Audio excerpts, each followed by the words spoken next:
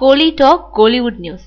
நயன்தாராவுக்கு தலைவலி கொடுக்கும் ஸ்ருதி ஹாசன். எனக்கு நம்பர் 1 மேலலாம் நம்பிக்கை கிடையாது. இப்போ மார்க்கெட்ல இருக்கிற நடிகைகள்ல நானும் ஒருத்தவங்க. அவ்வளவுதான பேட்டிகள்ல நயன்தாரா கேஷுவலா பேசிட்டு இருந்த போதும், இப்போ கோலிவுட்ல அதிக படங்கள்ல நடிக்கும் ஹன்சிகாவோட மார்க்கெட் பெருசா இல்லைன்றதுனால குடம்பாக்கத்தை பொறுத்தவரை நாம தான் நம்பர் 1ன்ற எண்ணம் அவங்களோட மனதளவுல இருந்துகிட்டு தான் இருந்துச்சு.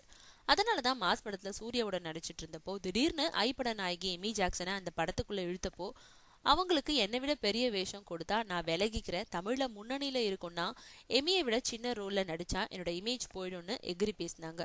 அதனால்தான் எமிய ஏற கட்டிட்டாங்க. அதனால நாம தமிழ்ல நம்பர் 1 இருக்கிறதுனாலதான் நம்மோட வார்த்தைக்கு மதிப்பு கொடுக்கறாங்கன்னு தனக்குள்ளேயே முடிவு செஞ்சுக்கிட்ட நயன்தாராவுக்கு இப்போ ஸ்ருதி ஹாசன் தான் பெரிய தலைவலியா ஆகியிருக்காங்க. காரணம், பூஜை படத்துக்கு அப்புறம் விஜயோட புலி படத்துலயும் நடிச்சிட்டு வரும் ஸ்ருதி ஹாசனை மேலும் சில படங்களுக்காகவும் பேசிக்கிட்டு இருக்காங்க. ஆனா அந்த முன்னணி ஹீரோக்களோட நடிக்கிறதுக்கு ஏற்கனவே நயன்தாரா தூது அனுப்பிட்டு இருந்தாங்க.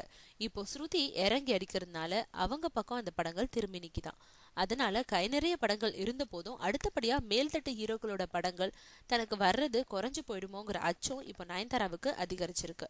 அதனாலதான் இது வரைக்கும் தமிழே போதும்னு தேடி வந்த தெலுங்கு படங்களை திருப்பி விட்டு வந்த நயன்தாரா இப்போ தெலுங்குலயும் ஒரு கால் பதிக்கும் முயற்சியில ஈடுபட்டிருக்காங்க.